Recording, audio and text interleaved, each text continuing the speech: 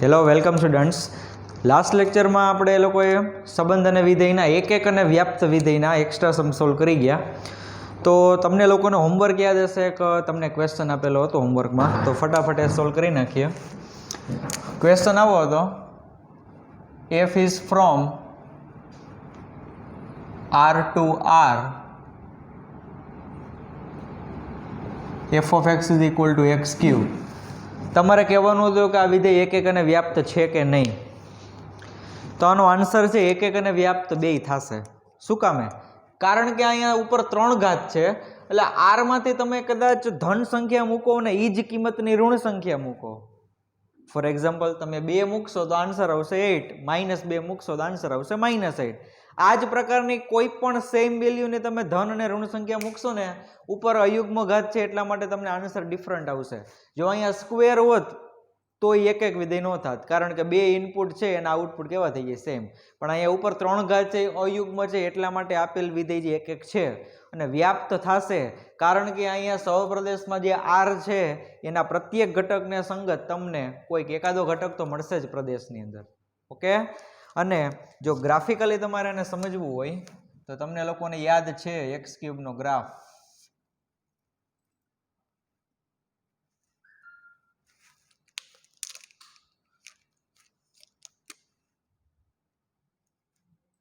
This is x axis, y axis. r થી r છે ને એટલા માટે આપણે ગ્રાફિકલી એને સમજી શકીએ. આવો કંઈક ગ્રાફ છે x³ no. f of x is equal to x³. આ તો અનંત સુધી જઈએ છે ને. આમ જુઓ તો x અક્ષને સમક્ષથી તમે ગમે એટલી રેખામાં ડ્રો કરશો, x અક્ષને સમાંતર ગમે એટલી તમે રેખા ડ્રો કરશો, એ બધી જ રેખા આપેલ વિધેયના આલેખને માત્ર ને માત્ર એક જ બિંદુમાં છેદે છે. એનો મતલબ શું થયો કે પ્રત્યેક જે ઇનપુટ છે ને આઉટપુટ શું છે? જુદા જુદા.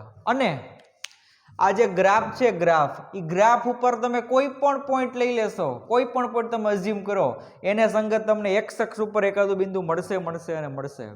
તો x અક્ષ ઉપર એને સંગત કોઈક બિંદુ મળે એનો મતલબ શું થયો કે ઇનપુટમાં એટલે કે પ્રદેશની અંદર કોઈક ને કોઈક ઘટક જોડાવા માટે છે જ. ક્લિયર છે?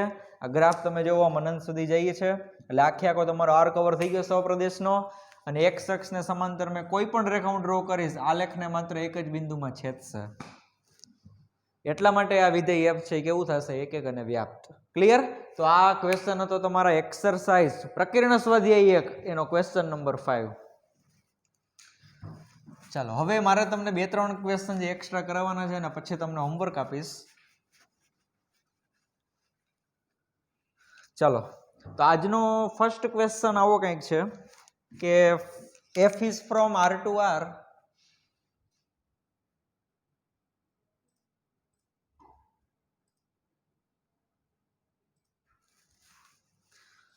f of x is equal to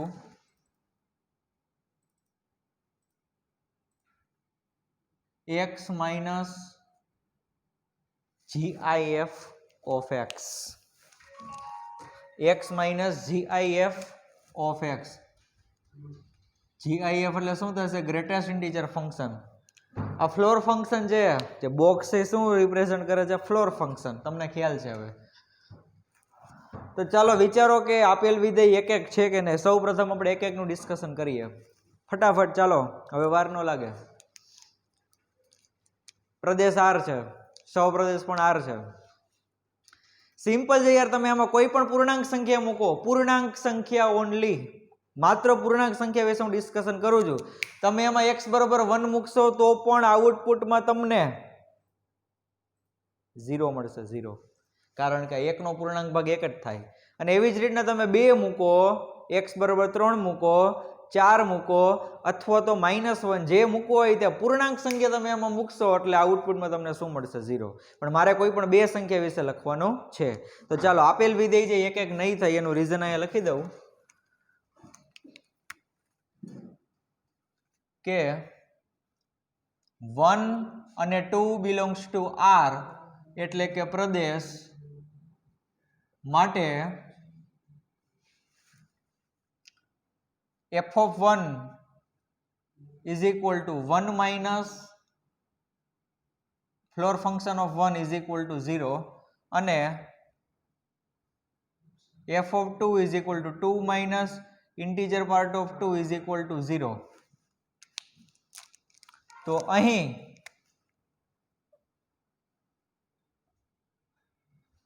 1 is not equal to 2 પરંતુ આ 1 અને 2 બે સરખા નથી એટલે કે ઇનપુટ સરખા નથી પરંતુ બેના આઉટપુટ સેમ મળ્યા. f of 1 is equal to f of 2. f of 1 is equal to f of 2. તેથી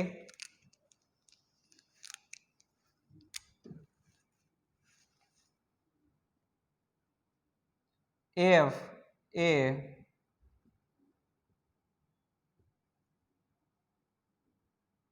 એક વિધેય નથી. f એ એક વિધેય નથી. આ રીઝન તમારે 3 અને 4 નું લખવું હોય તો એ ચાલે, 505 અને 101 નું લખવું હોય તો પણ ચાલે. પૂર્ણાંક સંખ્યા લેજો. હવે બહુ અગત્યનું ડિસ્કશન કરવાનું છે કે આપેલ વિધેય વ્યાપ્ત છે કે નહીં. દર વખતે તમને કહું છું એમ વિચારવાનું થશે વ્યાપ્ત વિધેયમાં. વિચારો કે વ્યાપ્ત વિધેય છે કે નહીં. એવું લાગે તો પોઝ કરી દો ભાઈ વિડીયો, કોઈ તમને ના નથી પડતું, પણ વિચારો વિચારો.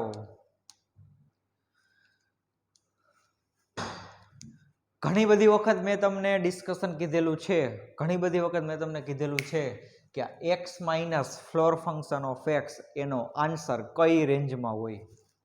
મારો ક્વેશ્ચન ખાલી એ છે કે સહપ્રદેશની અંદર જે r છે એ આખે આખો r કવર થઈ જાય છે કે નહીં. જો ન થતો હોય તો વિધેય વ્યાપ્ત નથી.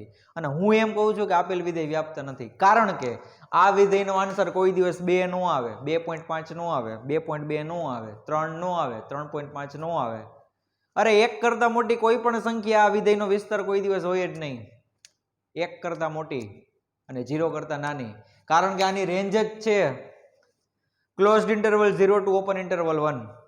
1 છે ને 1 પણ આનું આઉટપુટ કોઈ દિવસ 1 પણ ન આવે. એટલે એનો મતલબ કે સહપ્રદેશની અંદર જે 1 છે એ પ્રદેશના કોઈ ઘટક સાથે જોડાયેલ નથી. ચાલો પ્રૂફ આપી દો તમને, એમ નહીં મગજમાં બેસે. જોવો સમજજો. અહીંયા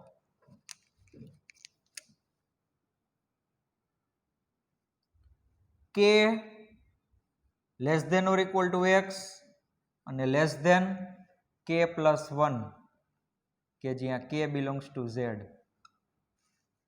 આ x છે ને x k કરતા મોટો છે ને k પ્લસ 1 કરતા નાનો છે અને એક્ઝેક્ટ k જેટલો હોઈ શકે. આમાં તમે k બરોબર 3 મૂકો, ચાલો તો આવું થશે. k બરોબર 3 મૂકશો ને તો આવું થશે. આ એક્ઝામ્પલ થ્રુ તમને સમજાવી દઉં. ચાલો થશે ને, k બરોબર આમાં 3 મૂકી દે. ઇક્વાલિટી મેં એમ નંબર રાખેલી છે, ઇનઇક્વાલિટી. અહીંયા less than or equal to, અહીંયા less than or equal to, અહીંયા ઓનલી લેસ ધેન. ક્લિયર? હવે જો હું આનું બોક્સ લઉં, બોક્સ એટલે કે ફ્લોર ફંક્શન, તો આવું થશે કે તેથી k less than or equal to floor function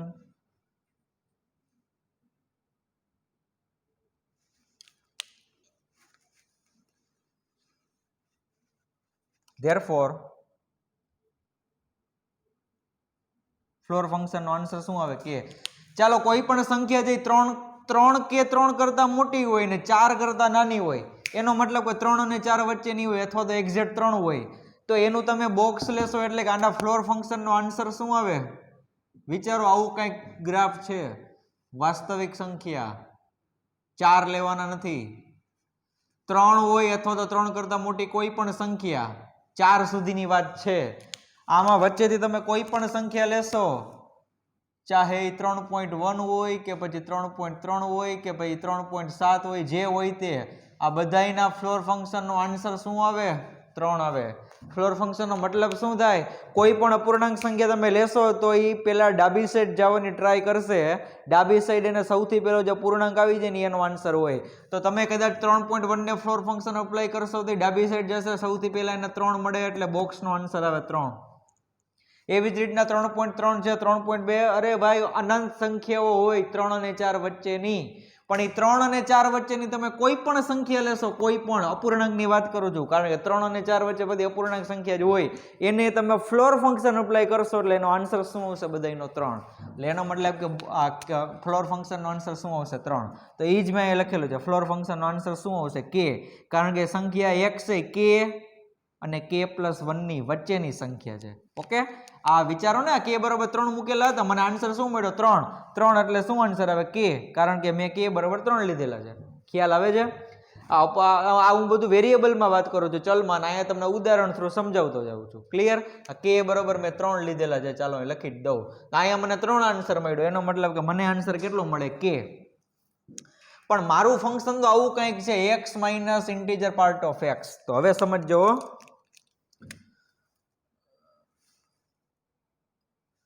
ચાલો k less than or equal to x less than k+1. x તો છે જ, ચાલો x તો છે જ, એનો મતલબ હવે મારે શું કરવું છે? ફ્લોર ફંક્શન ઓફ x મારે બાદ કરવાનું છે આમાંથી. તો બધાય પદમાંથી આપણે બાદ કરીએ ફ્લોર ફંક્શન ઓફ x. ચાલો,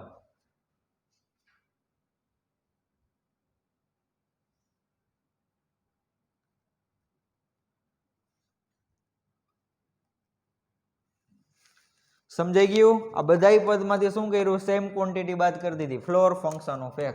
પણ ફ્લોર ફંક્શન ઓફ x નો આન્સર શું છે? આ ફ્લોર ફંક્શન ઓફ x બરાબર શું લખી શકું? k. તો ચાલો, તેથી k minus k less than or આ ભલે ને રહ્યું, અહીંયા મારે કઈ ચેન્જ નથી કરવું. આ k+1 ને minus floor function of x એટલે k. ચાલો, k માંથી k જાય એટલે 0, એટલે 0 less than or equal to આ x minus integer part of x, એના બરોબર હું શું લખી શકું? શું લખી શકું? બોલો, f ઓફ x. અને લેસ ધેન k અને k ઉડી જાય એટલે શું વધશે? 1. This is the main conclusion.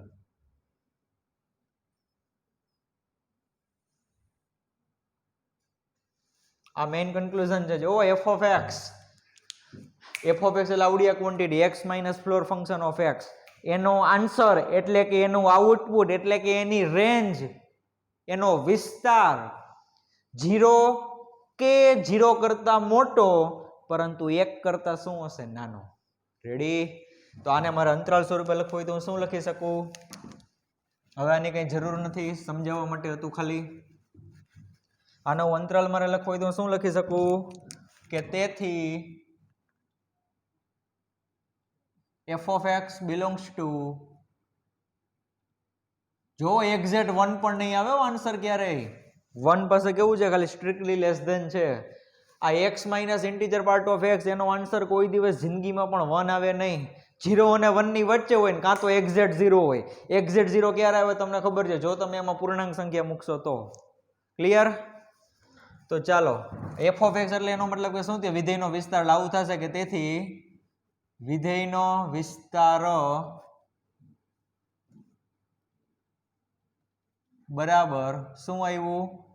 Closed interval 0 to open interval 1 which is not equal to r, એટલે કે સહપ્રદેશ. ઓકે, આના ઉપરથી હું શું લખી શકું? કે તેથી વિધેયનો વિસ્તાર is not equal to વિધેયનો સહપ્રદેશ.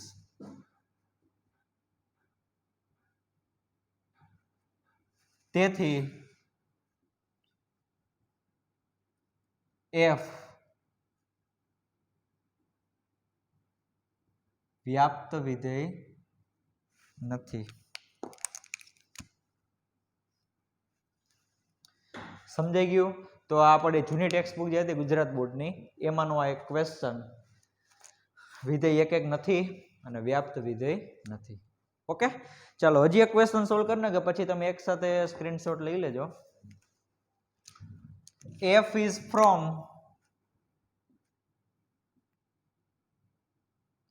n-1 to n, n-1 to n, અને f of n is equal to n નો મહત્તમ અવિભાજ્ય અવયવ.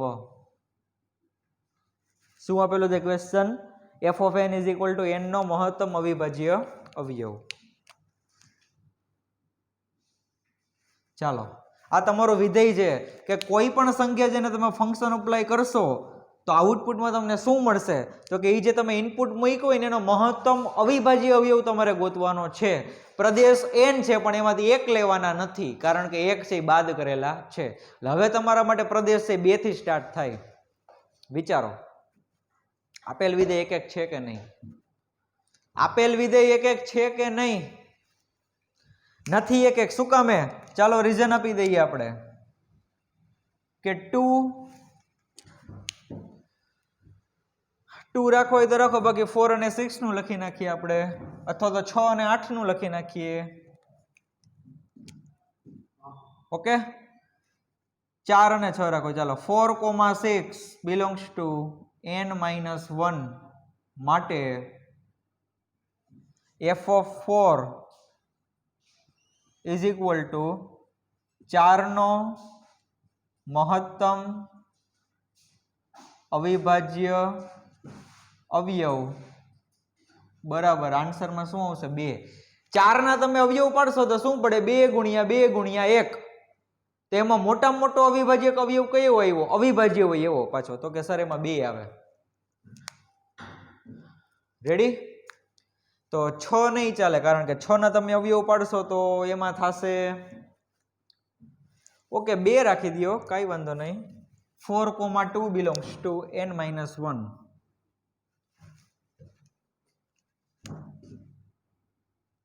ચાર નો મહત્તમ અવિભાજ્ય અવયવ બરોબર 2. અને એવી જ રીતે તમે 2 નો ચેક કરી લ્યો. બીજું ઇનપુટ મેં 2 લીધું છે, એટલે 2 ને તમે ફંક્શન અપ્લાય કરશો તો શું થશે કે 2 નો મહત્તમ અવિભાજ્ય અવયવ એ પોતે 2 જ હોય, કારણ કે 2 નો એક જ ભાગ પડે. 2 એકા 2. 1 છે એ તો વિશિષ્ટ સંખ્યા છે. રેડી? તો ચેક કરી લ્યો અહીંયા તમે કે ઇનપુટ મારા બે જુદા જુદા હતા, પણ એ બેનું આઉટપુટ એટલે કે f of 4 f of 2 બેના આન્સર કેવા મળ્યા? સેમ. મને કેવા મળ્યા? 2. એટલે હવે હું લખી શકું કે અહીં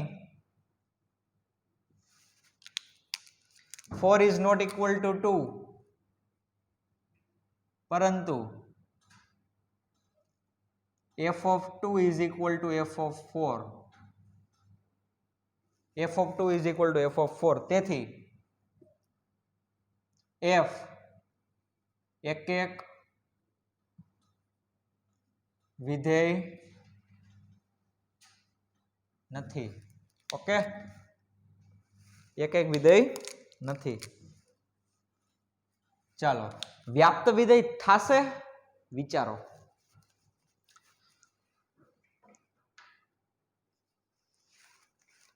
વ્યાપ્ત વિધેય થાશે કે નહીં? એ નો થાય, કારણ કે તમને જે અહીંયા ફંક્શન જે એનું આઉટપુટ છે એમાં બધી કેવી સંખ્યા મળશે? ફરી પાછું તમે કોઈ પણ અહીં ઇનપુટ રાખશો અને ફંક્શન અપ્લાય કરશો તો ફંક્શન શું કરશે? તો કે ઈ સંખ્યાનો અવિભાજ્ય અવયવ તમને આપશે. અવિભાજ્ય એનો મતલબ કે દર વખતે તમને આઉટપુટમાં જે સંખ્યા મળશે એ અવિભાજ્ય હશે. પણ અહીંયા સહપ્રદેશનો જે n છે એમાં તો ઘણી બધી વિભાજ્ય સંખ્યાઓ છે, ઘણી બધી. તો એ ઘણી બધી વિભાજ્ય સંખ્યાઓ પ્રદેશના એકેય ઘટક સાથે કનેક્ટ નહીં થાય. વાત સમજાણી? અહીંયા તમે કોઈ પણ સંખ્યા લેશો યાર, સમજો તમે એને તમે ફંક્શન અપ્લાય કરશો તો તમે એ ફંક્શનનો આઉટપુટ કઈ રીતના મેળવશો? તો કે અમે એ સંખ્યાનો અવયવ પાડશું, પછી ચેક કરશું કે એમાં મોટામાં મોટો અવિભાજ્ય અવયવ કયો છે. એ અવિભાજ્ય અવયવ જે હોય એ અમારો આન્સર આવશે. તો એનો મતલબ કે આન્સરમાં તમને દર વખતે આઉટપુટમાં તમને ઓનલી પ્રાઇમ નંબર જ મળશે, અવિભાજ્ય સંખ્યાઓ. પણ આ n માં તો ઘણી બધી વિભાજ્ય સંખ્યાઓ પણ છે. તો એ વિભાજ્ય સંખ્યાઓ છે, એકેય વિભાજ્ય સંખ્યા એકેય ઘટક સાથે કનેક્ટ થશે નહીં. તો અહીંયા હું સિમ્પલી લખી નાખું છું, સાવ એટલે સાવ સિમ્પલ, કે range of f is equal two અવિભાજ્ય સંખ્યાઓનો ગણ.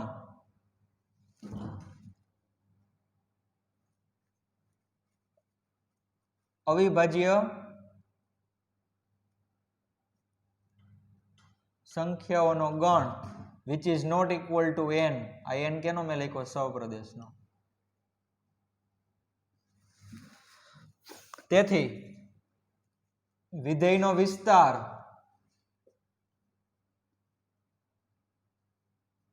is not equal to વિધેયનો સહપ્રદેશ.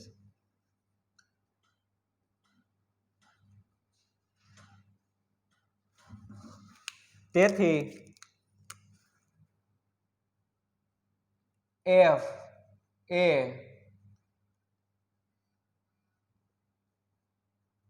વ્યાપ્ત વિધેય નથી.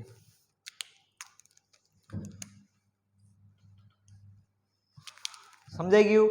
તો ચાલો હવે આનો સ્ક્રીનશોટ લઈ લો, પછી આપણે આગળ વધીએ.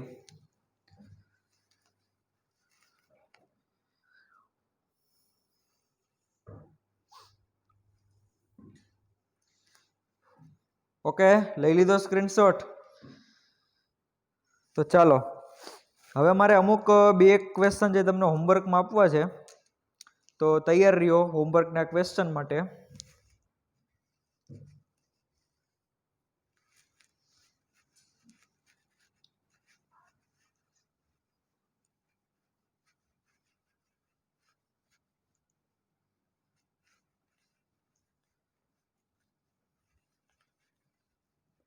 મને આનું સોલ્યુશન જે સેન્ડ કરજો.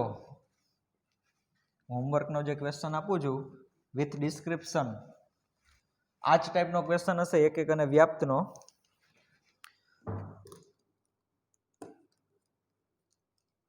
ચાલો ક્વેશ્ચન નિરાતે લખો તમે લોકો.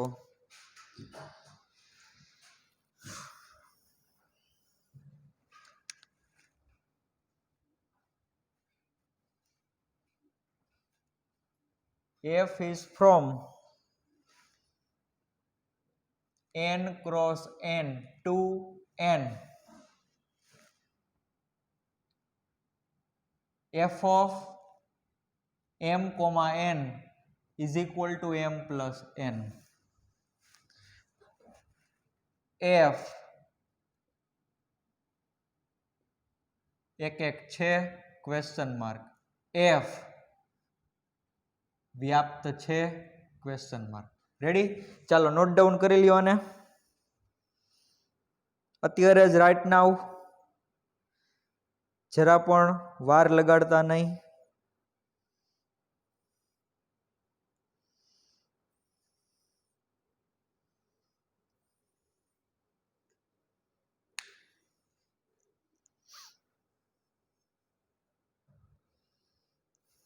ચાલો તો હવે આ ક્વેશ્ચન રબ કરી નાખું છું, તમે નોટ ડાઉન કરી લીધો છે. હવે એક મસ્ત મજાનો ક્વેશ્ચન લઈ, આપણી જે જૂની ટેક્સ્ટ બુક હતી ને, ઓકે, એની પહેલા ચાલો તમારે ઓલા એનસીઈઆરટી ને કરાવી દો, બાકી છે એ, એટલે આપણે એને પછી વિચારવાનું રહે નહીં.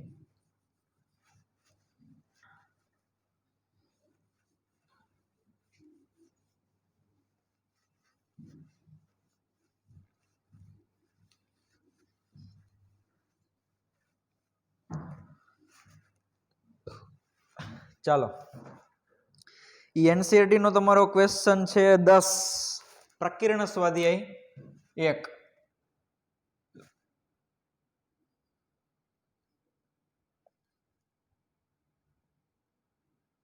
Question number 10.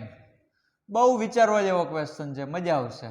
નિરાતે ધ્યાન આપજો. આ થોડુંક કોન્સેપ્ટ, થોડુંક લોજિક છે, આમાં અપ્લાય કરવું પડશે તમારે. ગણ 1, 2, 3 up to n થી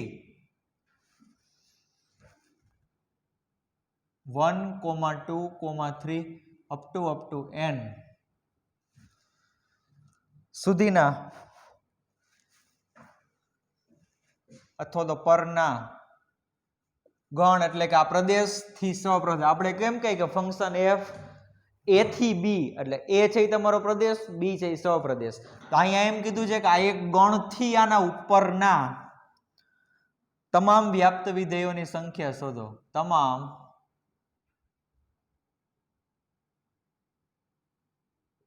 વ્યાપ્ત વિધેયોની સંખ્યા શોધો. બહુ સારો ક્વેશ્ચન એમ.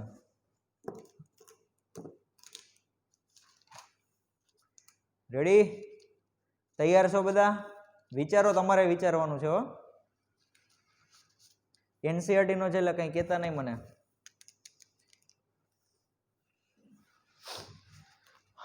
ચાલો, એક ગણ છે એનો પ્રદેશ અને સપ્રદેશ બેય same. You can easily see here that your domain is a set of n natural numbers and your codomain is also a set of n natural numbers. પ્રદેશ છે એમાં 1 થી લઈને n બધી પ્રાકૃતિક સંખ્યાઓ, સપ્રદેશમાં પણ 1 થી n સુધીની બધી જ પ્રાકૃતિક સંખ્યાઓ. Now you have to tell me whether given function is 1 1 or not. ફટાફટ યાર.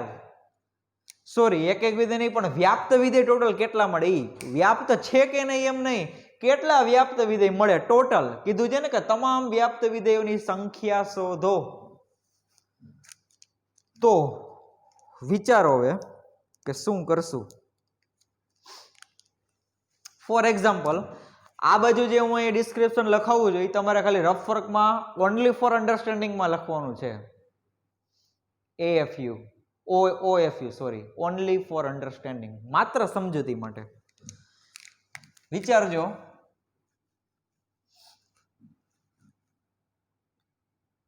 પ્રદેશ અને સપ્રદેશ.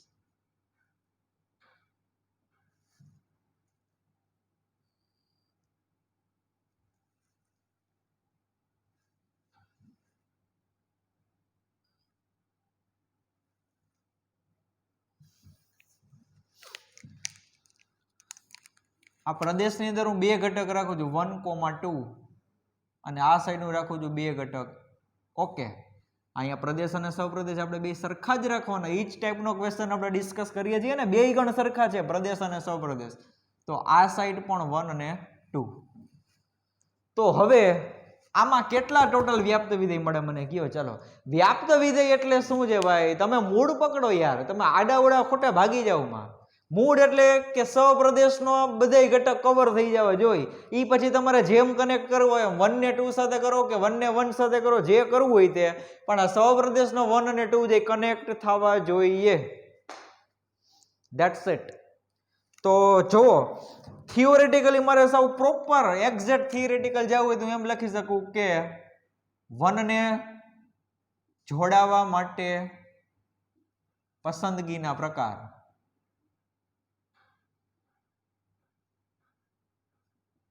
આ 1 છે 1 એને જોડાવવું હોય, કનેક્ટ થવું હોય તો એ કેટલા ઘટક સાથે જોડાઈ શકે? તો કે સર એના માટે બે ચોઈસ છે. ચાલો, બે. સપોઝ માની લ્યો કે 1 છે 2 સાથે કનેક્ટ થઈ ગયો છે, કોઈ એકાદા ઘટક સાથે કનેક્ટ તો થશે ને.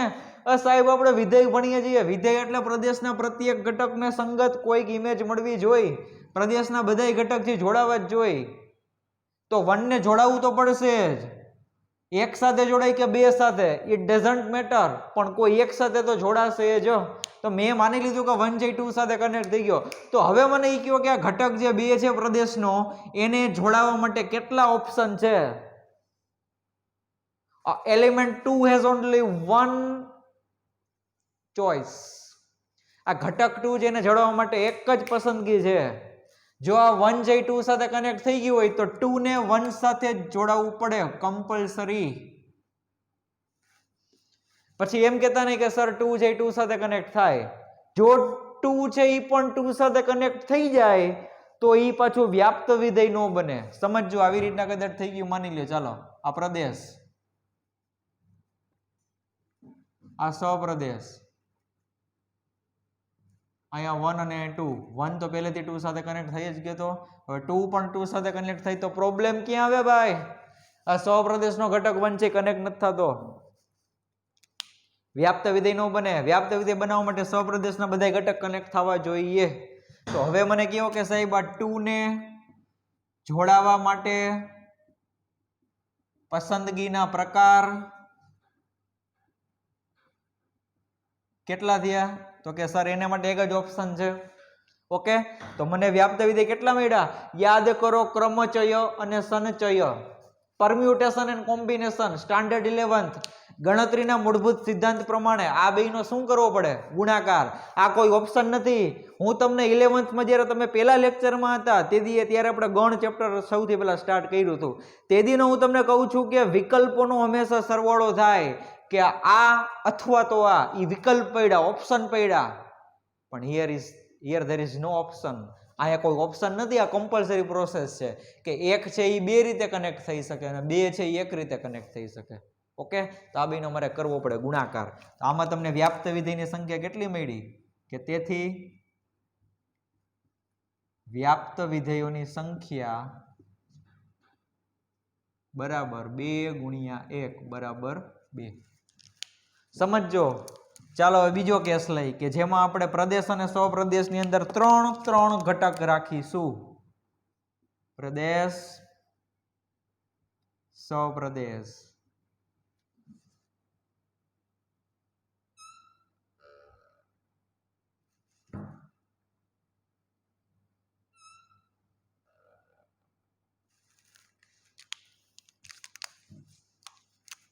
વન, 2 અને 3.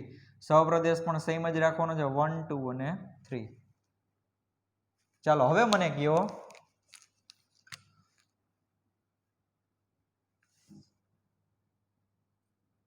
આ 1 છે, 1 ને જોડાવા માટે કેટલા ઓપ્શન છે?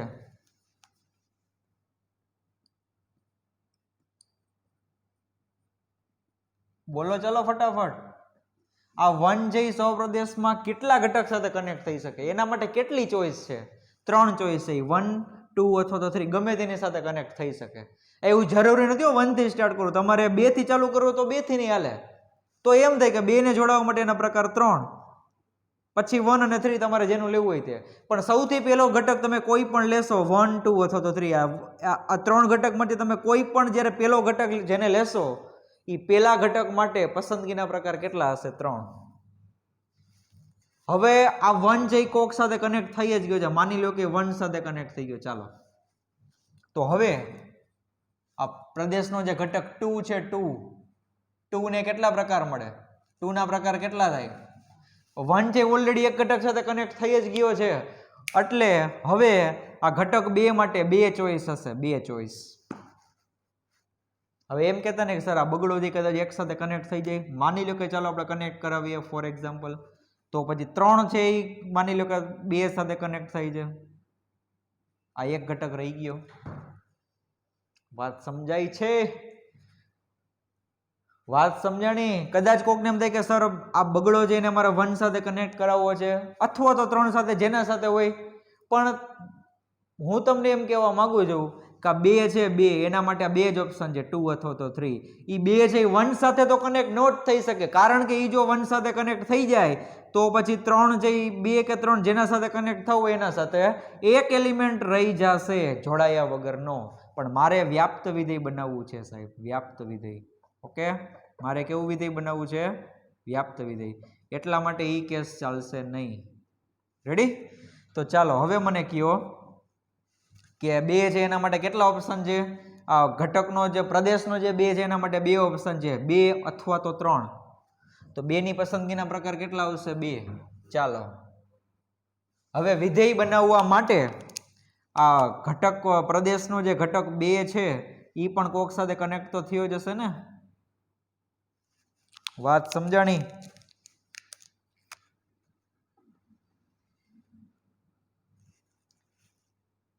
આપણે વિધેય બનાવવું છે તો આ પ્રદેશનો જે ઘટક 2 છે એ કોક સાથે કનેક્ટ થઈ ગયો હશે, કાં તો 2 અથવા તો 3. ફોર એક્ઝામ્પલ મેં 2 ને 3 સાથે કનેક્ટ કરી દીધો, તો હવે આ જે તગડો છે ઘટકનો જે 3, એની પસંદગીના પ્રકાર કેટલા આવ્યા? એ કેટલા ઘટક સાથે કનેક્ટ થઈ શકે? તો કે સર એ એક જ ઘટક સાથે જોડાઈ શકે, 2 સાથે. એવું જરૂરી નથી. આની હું ચોઈસ આડાવડી કરી નાખું તો 3 જે બીજા કોઈ સાથે જોડાઈ શકે, પણ એનો પ્રકાર ફિક્સ રહેશે. છેલ્લે જતા 3 ને જોડાવા માટે એક જ ચોઈસ વૈધી હશે, ફૂલ એન્ડ ફાઇનલ. એમાં બદલાઈ ન શકે. તો આ કેસમાં તમને વ્યાપ્ત વિધેય કેટલા મળ્યા? તેથી વ્યાપ્ત વિધેયોની સંખ્યા બરાબર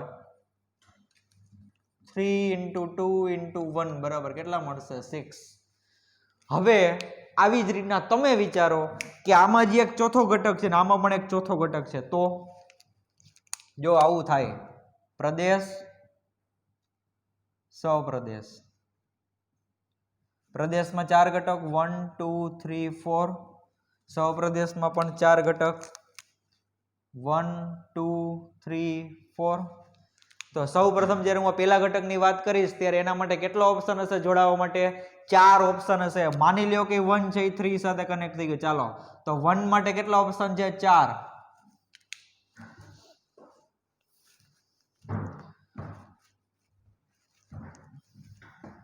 ચાલો આ સાઈડ લખું કે 1 માટે કેટલા ઓપ્શન છે? 4 ઓપ્શન છે. બધાયને લખી નાખું પહેલા. આ સાઈડ આ પ્રકાર દર્શાવે છે કેટલા પ્રકાર છે એના માટે. How many choices element 1 have. Okay okay, તો ચાલો 1 છે એના માટે 4 ઓપ્શન હશે. 4 માંથી કોઈ સાથે કનેક્ટ થઈ શકે, એને જેની સાથે ઈચ્છા હોય એની સાથે કનેક્ટ થઈ શકે.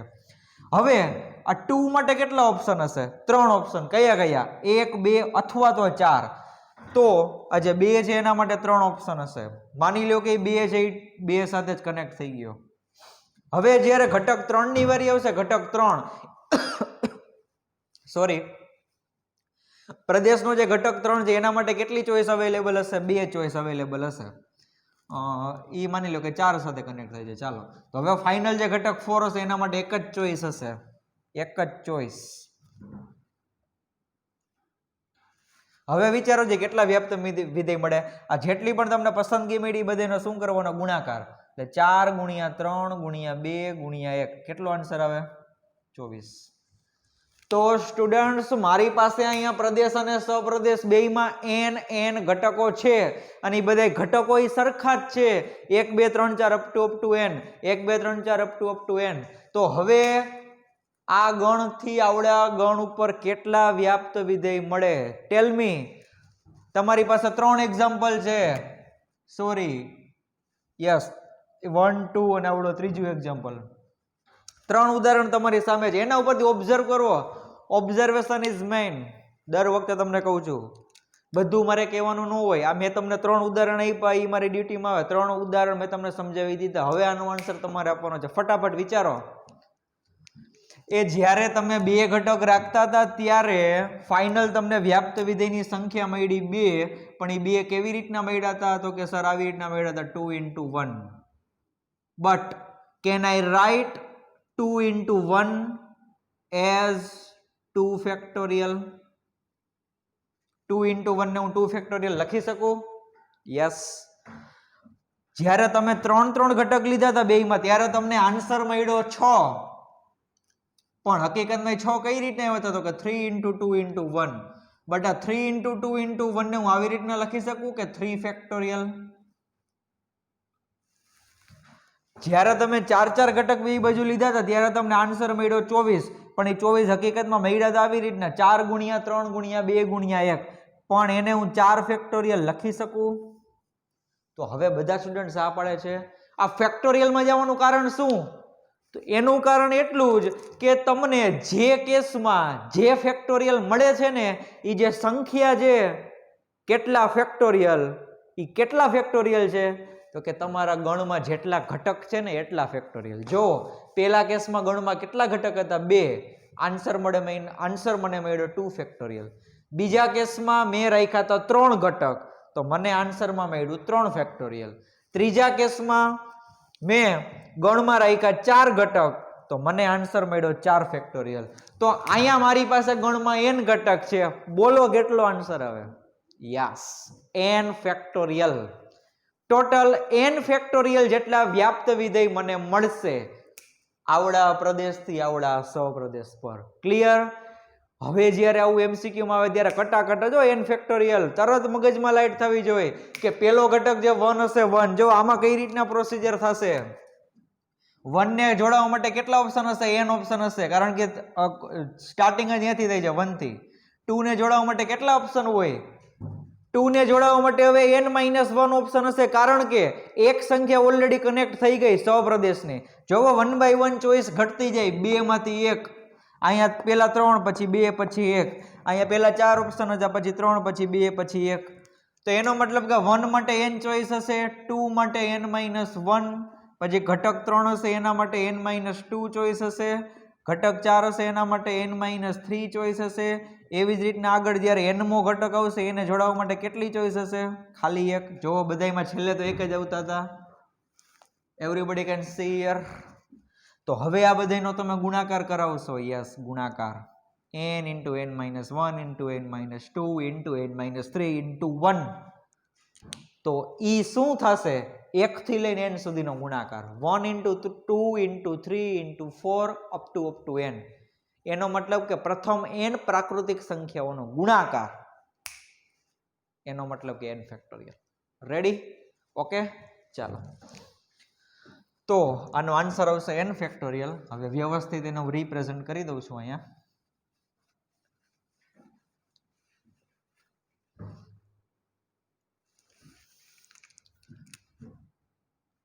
ધારો કે ગણ a બરાબર 1 2 3 અપ ટુ n. આના બરાબર મેં n કહી દીધેલ. હવે તમારું આવું થશે કે f is from a to a થાય, અથવા તો ડાયરેક્ટ લખી નાખો. હવે તમારે આનાથી આના ઉપર ને એનો મતલબ કે a થી a, કારણ કે આ ગણ બરોબર હવે મેં નામ આપી દીધું ગણને a. લાવું થશે કે અહીં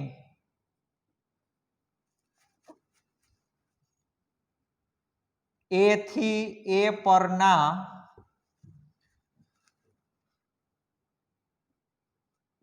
વ્યાપ્ત વિધેયોની સંખ્યા બરાબર n ફેક્ટોરિયલ. આટલા તમને કુલ વ્યાપ્ત વિધેય મળશે. હવે આજનો મારો હોમવર્કનો સેકન્ડ ક્વેશ્ચન આ જ રીતના આપું છું તમને કે ગણ 1, 2, 3 અપ ટુ n થી ઈ જ ગણ 1, 2, 3 અપ ટુ n પરના તમામ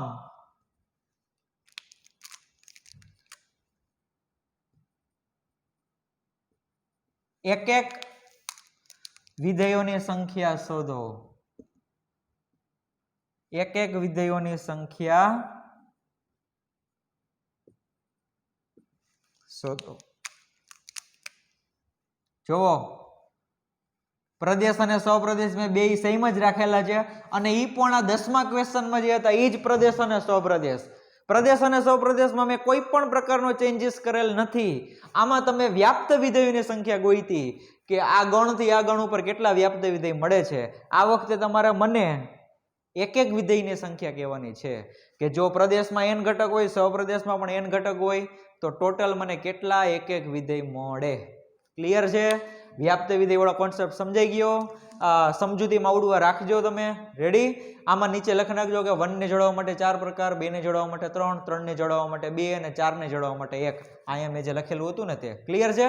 તો આ રીતના થોડુંક સમજૂતીમાં તમે લખી નાખજો, કામ આવશે. કારણ કે ડાયરેક્ટ જ્યારે ફાઇનલ એક્ઝામમાં જ્યારે વાંચતા હશો અથવા તો ફિઝિકલ ક્લાસમાં ભેગા થાય ત્યારે વાંચતા હશો તો વિચારશે કે સર ડાયરેક્ટ n ફેક્ટોરિયલ કઈ રીતે આવ્યા. રેડી? તો ચાલો, સમજાઈ ગયું બધાને વ્યાપ્ત વિધેય કેટલા મળે? હોમવર્કમાં તમારે મને કહેવાનું છે કે કેટલા એક એક વિધેય મળે. તો નેક્સ્ટ લેક્ચરમાં જ્યારે મળીએ ત્યારે થોડાક એક્સ્ટ્રા ક્વેશ્ચન જે સોલ્વ કરીશું અને પછી આપણે બીજા કોન્સેપ્ટ ઉપર આગળ વધીશું. તો મળીએ નેક્સ્ટ લેક્ચરમાં. Thank you.